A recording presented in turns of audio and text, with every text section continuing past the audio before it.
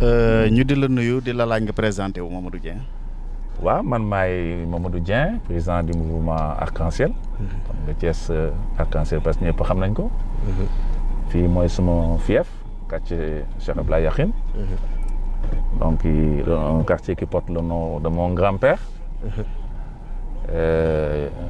jàkka jaa ngi nii. fii mooy jàkka Cheikh Abdoulaye Yakhine. fii mooy penc mi. muy un lieu historique yoo xam ne yu bari xew nañ fi. saaba yu bari yu mag yi nga xam ne ñoo daan ànd ak Cheikh Abdoulaye Yakhine fii lañ dëkk. que Baye Ndiaga Diop a ngi nii que Baye Xuma ngi nii ak yeneen mag Baye Aliou Mbaye Congal yeneen mag ñoo xam ne ci lislaam fii la ñu tekki nañ fi lu am solo ci yoonu murit ànd woon ak Cheikh Abdoulaye Yakhine. fii tam di yoon koñ boo xam ni Arc-en-Ciel di sa mouvement bi taxaw na fi ñu bëgg nga ñëw ñun naka la taxawee fii ci koñ bi. waaw xam nga nag ñun en fait liñ fi indi booba Dakar sax la ñu déparé bon Dakar la ñu déparé bu ñuy jàppale Pape Diop boobu mi ngi laaj mairie Dakar ñu def ay mobilisation yu mag dañu Sorano ñu duy ko ba mu fees ma ànd ceeg sama xarit Khadim Samb maa ngi koy nuyu au passage Baye Pël yal na ko yàlla dolli wér maa ngi dégg ne yaramam xaw na sutante suma benn jarbaat aussi bu ñuy wax mbër la Saalum ñoo ñëpp ànd nañu Sorano def mobilisation mag a mag ndey mbay jiin ma ay grands artistes yu mag a mag vraiment on a rempli Sorano ça c'était bu naan les étendards de Arc-en-Ciel defe naa ne bu ñuy gën a cité mobilisation Sorano boobu ci la bokk waaw foofu mooy départ bi alors booba Idriss Seck ci jamono mi ngi doon laaj aussi bëgg a taxaw Thiès ci wàllu politique xabru Cheikh Abdoulaye Yakhine bi mi ngi nii fii mooy xabru Cheikh Abdoulaye Yakhine donc il faut nga wane ko fii la tëdd mu ngi seen ni ko oto yi di waree nii loolu lu mu prévoir woon la ci jamono nee na woon dinaa dem jamono fi may tëdd oto yi dañ koy wër boobu oto léegi naan lu jafe la woon ba mu koy wax sax ñu bari gëmuñu ko woon ndax oto bi nga daan dégg sax ni ñëpp dañuy daw di génn di ko xool waaw tey loolu moom gis nga am na ku yàlla may la lool moo tax ñun kër lañu c'est pas un quartier mais danaan Thiès ñaari kër moo fi am kër maam Alaaji moo ñu sant Njegéen ak kër Cheikh Abdoulaye Yakhine muy sunu quartier bi moo tax ñun ñëpp benn famille nañ benn bopp lañu alors loolu moo ñu indi woon Thiès bi ñu ñëwee aussi ñu jàppale Idrissa defi mobilisation bu mag boo xam ne ña ngi ko defee woon mairie Thiès dem si yàlla sa Ngiraan Ndiaye moo ko jiite woon mu nekk it un moment des moments très forts na vraiment donc ñu def yeneen activité def fi ay tëgg fi ay lamb yooyu yëpp def nañ ko fi waaw mobiliser baax a baax après gannaaw bi nag bon évidemment crise UDCK am ak PDS ak yooyu ce qui s'est passé bon mu am scission bon UDCK apparemment était parti avec l'essentiel du parti ñu ne ma daal yow jéemal la nga taxaw fii xool ce que tu peux faire avec les autres ñu jéem a taxaw Ablaye Wade jéem a taxaw parti bi fii ci Thiès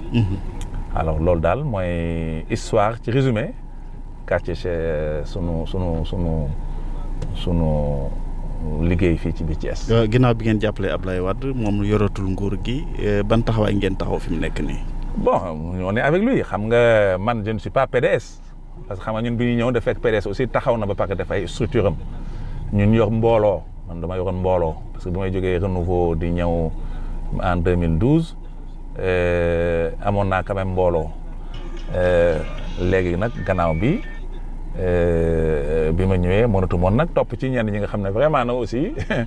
voilà la yàlla xam doy na bon moo tax dama jox sama mouvement Arc-en-Ciel bi ma créé woon moom laa gën a développé ratissé ci société civile bi ñi nga xam daawuñu politique ma jël leen ànd ak ñoom pour dolli mbooloo Abdoulaye Wade ci biir Thiès. donc féete toujours ci opposition bi. waaw nekk ci opposition bi ñu ngi ci opposition bi xam nga dañu am benn structure bu ñuy wax Front pour la défense de la République muy FPDR. donc mun PDS nekk ci biir mais aussi yeneen parti d'opposition yi ak mouvement société civile yi ak mouvement de soutien yi doon jàppale Abdoulaye Wade ñun ñëpp boo demee ñu ngi ci biir. donc FPDR boobu nag kii la c'est une coalition politique boo xam ne depuis 2012 vraiment on est au combat ñu ngi ci marche yi ñu ngi ci sitting yi ñu ngi daal ci li nga xam ne mooy revendication yi nga xam ne moom la peut-être activité opposition laaj. évolué nañu nag aussi ci référendum bi tuddee sunu bopp coalition Ngor ca wax ja donc taxawu tànk opposition bi référendum bi passé également on a évolué pour nekk un mouvement une coalition électorale tudde suñu bopp Manko Wattu Sénégal. Mais après il y a eu des problèmes nag ci Manko bi parce que fu mu éclaté il y a eu des problèmes ñii dem Manko taxawu Sénégal ñoom Khalifa Sall mon ami Ousmane Faye taxawu Manko taxawu Sénégal après ñun ñi nga xam ne nañu nekkoon au niveau de Ablaye Wade et du PDS léegi li ñu fa dese woon moo ñu def coalition gagnante Wattu Sénégal. Voilà ci résumé ci tënk li nga xam ne mooy kii bi. léegi législative yi xeex bi taroon na fii trop. fii ci waaw xeex bi moo doon taxawaayu arc-en-ciel. Arc-en-ciel bon là dama on a soutenu Idriss Seck parce que PDS aussi dafa samp ñoo xam ne fii vraiment man du ma def jugement de valeur mais ils avaient peu de chance de passer. Bon te xam naa ne booba xam naa ne sunu gaañ yi waa Benno yi. dawal nañu situation boo xam ne bu ñu deful ndànk daan jël Thiès. donc ñun fallait faire un vote utile. centre bi mooy centre Ablaye Yakhine. donc c'est un des centres les plus importants de Thiès. dañ naan ku gagné Ablaye Yakhine gagné Modou Kane gagné nga Thiès. nu fi mbir mi bindoo woon. donc fii dafa métti woon parce que gaañ yi moom dañoo jël fii def ko seen bataille moom moo doon la mère des batailles. bon donc dugal fii xaalis bu dul jeex jàkk yi dañ fi dugal xaalis. dem seeti imam yeeg seddale xaalis bu bare yenn responsable yi fi newoon ñu jox leen ay moyens financiers ñu dugg ci groupement féminin yi daal joxe fi xaalis bu dul jeex laa la wax. Alors donc ñun on avait peu de moyens bon vraiment ñu xeex aussi biñ demee yàlla dimbali ñu quand même vraiment on a gagné nous notre centre ici en tout cas dañ ko gagné largement mais au niveau de Thiès aussi Idrissa Seck quand même parce que ñoom la ñu coalition taxawu Sénégal bi mu bokk ak Gakou bokk ko ak Khalifa Sall ñun moom la ñu sànnil fii moom sànni lu ñu coalition gagnante Wattu Sénégal muy Ablaye Wade parce qu'il fallait faire un vote utile il fallait pas que Benno gagne ici à Thiès et on a relevé le défi très de façon magistrale d'ailleurs mais au niveau de Dakar moom évidemment sama ña fa nekkoon on a fait campagne pour la coalition du président Ablaye Wade waaw bi ñu génnee ci législative yi bërki démb ñu taxawal gouvernement yow ban jàngat nga ci def waaw xam nga gouvernement boo ko xoolee d'abord gaañ dañ ne woon gouvernement de 25 ministres la ñuy def gouvernement de 25 ministres ba ñuy gagné en 2012 gouvernement sobre et vertueuse la ñu waxoon fi mu ne on a 39 membres boo jëlee Seydou Gueye bi ñu nommé secrétaire général du gouvernement ils sont 40 donc la ñu waxoon respecté wuñ ko donc loolu respecté wuñ ko c'est un gouvernement pléthorique bon boo kenn waxatu ko c'est un gouvernement aussi politique ndax boo seetloo ña nga xam ne jàpp na ne amuñu base ay Eva Marie Coll Seck ak ñooñu gaa ñi dàq nañ leen dem jëli ñoo xam ne vraiment dañoo jàpp ne ñi am nañ base politique donc ñii 2 ans yi jëm nii dañuy politique liggéeyuñu moom 2019 dañu bëgg a gagner donc ñoom seen jeu c'est très clair c'est un gouvernement politique c'est aussi un gouvernement de combat parce que xeexkat yi la ñu andi bon en tout cas man loolu laa remarqué boo xoolee ministres yi benn boo leen dee analyser combattants yi nga xam ne moom mooy ñi nga xam ne moom du ñu baalal opposition bi dara ñooñu la ñu jël bon gouvernement la boo xam ne aussi reflété wul li président engagé woon ne day dialoguer ak opposition bi parce que ñun naka jekk dañ ne woon ministre boo xam ne da nga nekk politique. looloo mën a diriger Daouda Diallo dindi na ko quand même. dindi na Daouda Diallo mais indi ko mel ne Daouda Diallo parce que boo dindee koo xam ne ministre politique la qui est maire nga indiwaat beneen ministre boo xam ne il est politique nekkaat maire kon changé wu lu bari. te ñu yaakaaroon ne dana joxe un signal quand même fort en direction de l'opposition pour que dialogue bi muy wax ñu xam ne kii dialogue bi c'est nécessaire il est décidé et il est sincère pour que ñu mën a apaiser l'espace politique. voilà ñun daal doon la ñu gisee gouvernement bi maintenant on va voir les développements. bon à l'œuvre on va peut-être les juger mais daal xeeñul neex ci ñun. daal waaw ñun daal li ñu waxee woon na dañuy dialoguer mën a xam ne dëkk bi ñoo ko bokk am na fi yoo xam ne moom la Sénégal baaxoo mooy ñu am un code électoral consensuel amuñu code électoral consensuel. gaa ñi dañoo jël seen code électoral changé ci la leen neex. def li leen neex. mais gouvernement bi ni mu ko tëralee est-ce que day wane ni appel au dialogue bi xëy na sincère wala yooyu. ah bien sûr c'est pas sincère parce que déjà ñun la condition essentielle li nga xam ne moo fi mës a dox li ñuy wax le consensus de 1992 ah mooy fichier électoral boo xam ne ñëpp dañ ci d'accord dañ ko audité ba xam ne ñun d'accord nañ ci li fi ne bon ñu ne on veut pas de ministre politique loolu moo fi ci Abdou Diouf ci la defee élection ba jóge fi en 2000 Abdoulaye Wade ci la defee élection ba jóge fi en 2012 le code consensuel et l'absence d'un ministre politique un ministre neutre mais gars Macky Sall bi mu ñëwee dafa dindi loolu teg fële jël un ministre politique teg te kenn mënu ci dara bu loo waxee du la faale mu jël révision partielle du code électoral changé ci la ko neex opposition fekke wu ko boo ko waxee mënoo ci dara mu def lu ko neex gis nga li xew ci carte d'identité yi ñaata nit ñoo jotul seen carte d'identité ñun xamuñu fi ne lan moo nekk ci fichier bi suñu kumpa la donc yooyu ay problème la yoo xam ne au plan démocratique qu'il faut poser et on l'a posé mais on n'est pas entendu kenn dégluwuñu donc c'est du gouvernement maa tey donc situation boobu moom la ñuy dund donc ak gaañi bon maintenant on va voir avec les combats futurs parce que j'espère que bon jusqu'à présent on a eu une opposition un peu timorée parce que moi j'ai dit que bon gaañi lu leen neex lañu def parce que amul opposition boo seetlee suñu gaañi moom fi mu ne daa mel ni gaañi dañuy nelaw li Abdoulaye daan bu ngeen yaakaar ne takk karawaat ak nœud papillon moo leen yóbbu palais da ngeen di nax seen bopp gaañi waxuma yem ci takk karawaat ak nœud papillon mais dañ ci boole di fecc tango donc avec ça c'est une opposition yaafus opposition boo xam ne vraiment de salon mais loolu du régler problème yi parce que gouvernement bi ñoom épreuve de force la ñu xam. épreuve de force la ñu xam boo xoolee li ñu def sur le Kémi Séba le activiste bi nga xam ne moo avec la crise du franc CFA. nga xam ne gars ñi lu leen neex la ñu def. c'est des gens qui font ce mais moom actam boobu nag quand même est-ce que c'est pas répréhensible aussi. oui c'est symbolique lu mel ne CFA nga taxaw di ko brûler publiquement. waaw c'est symbolique xam nga c'est des actions c'est un activiste. faut ñu comprendre ces jeunes là c'est une génération man du ma ko def peut-être yow doo ko def. bon et les juges ont bien compris qu'il a posé un acte politique majeur. moo tax ñu relaxer ko purement et simplement mu dem. defu ko pour saboter billet bi daf ko def parce que le CFA quand même ni ko tubaab yi imposer les Africains bon mettre totalement économie Sénégal ak pays yi ko wër sous tutelle mais loolu la dénoncé te il a raison.